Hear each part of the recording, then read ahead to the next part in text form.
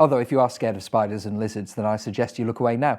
Matt Norris is a zoology expert from Nottingham Trent Uni. He shares his exotic expertise with the world on social media, and today and now he's sharing it with us. He's got two very interesting creatures. You might know one of them for being hairy and eight-legged, if that's not giving it away.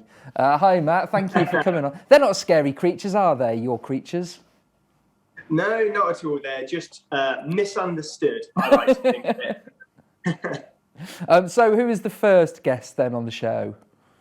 So the first guest this evening, there we go, they're eager to get in the camera, are these guys. Now, these are crested geckos, and they come from New Caledonia, which is a very small island just off the east coast of Australia. And I think these ones are pretty cute. The next guest, admittedly, is less cute, I think. But for now, I'd say these guys are pretty adorable as lizards go. They look quite sweet. Are they babies or are they fully grown? So these ones are fully grown. When they're babies, they're really, really dinky. They're only a couple of inches long. So both of these are adults, but they themselves have had a number of babies. So there was one point I was almost overrun with baby geckos. And these guys I like to think of as kind of like superheroes of the lizard world. And that's because one of the unusual traits that geckos possess is the ability to climb on very, very smooth surfaces, such as glass or even upside down on ceilings. And I'm hoping, if these guys will play ball, that I can demo that for you now on the fish tank. What? That's insane. Well, it's just climbing up the fish tank. Yeah. Oh, can it get in the top? It's not going to fall in, is it? Oh no, we have a lid. Fortunately, right, otherwise it would be fish food. Right. Okay. Yeah. Exactly.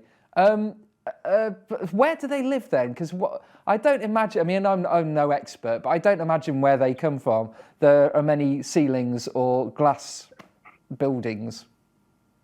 No, not at all. Not at all. So in the wild, they typically live in forests. So rather than climbing on buildings and glass, they climb up in trees.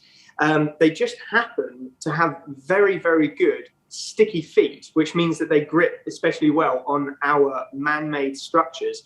And I'm sure for anyone who's ever holidayed anywhere exotic or even in the Mediterranean, you might have sometimes seen very small lizards climbing on windows or even on the walls of your hotel room. And those are almost certainly going to be geckos. These are actually one of the larger species out there. So most of the geckos that you'll see are normally only 3 to 6 inches long. So these guys are a little bit hefty compared to most. But one of the reasons they do grip so well on man-made structures is that they've got very, very tiny microscopic hairs on the base of their feet. And those are so small that when they close together, when the gecko puts its foot on glass, they're so small that they can bind tiny imperfections that are present even in structures that we humans would think were smooth. Amazing. What do they eat? Not fish, hopefully. Not fish. Although they probably would try their luck actually with some of the very small ones if they did manage to get in. But no, these guys will often eat small insects. So here we'll feed them crickets, locusts, those kind of bugs. There you go. They're very adept jumpers as well as climbers. And they'll also eat fruit in the wild, like rotting fruit. So they can actually have a small diet, which I like to think looks a bit like McDonald's milkshakes when you mash it up. And it's made of fruit, and they'll lick that up and they really, really enjoy it. Wow, okay, amazing. Right then, can we go and see who your next guest is, please? We can indeed. We should probably say, if you are arachnophobic, this might be the time to go and make a cup of tea or something. Yeah, exactly. This is, if you're not a fan of anything that has more than 4 legs, then this won't be the one for you. Yeah. I'm just putting the geckos away. One of the things with them, because they're so sticky, it means they don't like to let go of you. Oh, right. I was going to say, just stick them on the glass. You'll be right, aren't they? Yeah, exactly. Just keep them there. So, right then, yes.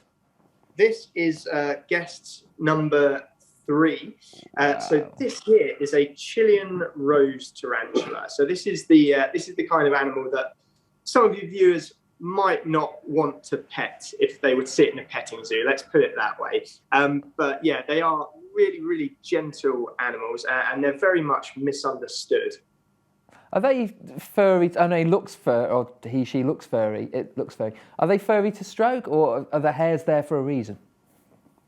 Oh, that is a fantastic question. So they are furry to a degree, but the hairs are either used for sensory reasons, so it allows them to detect vibrations and motion. Certainly the hairs in and around the legs will be used for that. And actually the hairs on the abdomen, so the hairs on the bottom, on tarantulas like this are actually used for defense. And that's because if they get stressed, they're actually able to flick these hairs out at an intruder or an animal that's trying to eat them. And if those hairs get on your skin, they can be very, very itchy. I compare it to fiberglass, let's put it that way. Yeah. And if they get in your eyes, they can really, really sting. It would almost like be comparable to getting a stinging nettle sting in your eye. So it's a very, very good defense for these animals. So even though they're furry, they don't use it to keep warm. They're cold-blooded, just like the lizards I've just shown you. So they rely on us providing them with heat in the environment to keep them nice and warm. Are tarantulas poisonous? I feel I should know this, but I don't. No, it's another really good question. So tarantulas are technically venomous. So it's picky of me, but basically the difference between a poisonous animal and a venomous animal is that poison is a toxin that's ingested. So you'd have to eat it to damage yourself. Whereas venom is a toxin that is injected. So snakes that are venomous, for example, will inject venom using their fangs. And tarantulas are very, very similar. However, for most tarantulas like this one, I have nothing to worry about because not only are they unlikely to bite me, but if they did, it would be comparable to a bee sting.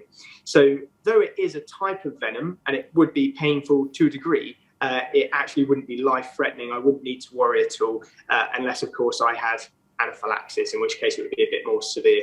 Yeah, of course. Well, either way, like ingested or bitten, I'm not, going there. Very quickly, has your tarantula got a name? She has indeed. So this is Rosie. Rosie. She's Rosie because she is a Chilean rose tarantula. Oh, so brilliant. It all makes sense. If we give her a sweet name, people will hopefully be somewhat less scared of her. Well, she does look beautiful. So thank you so much, Matt. That was great.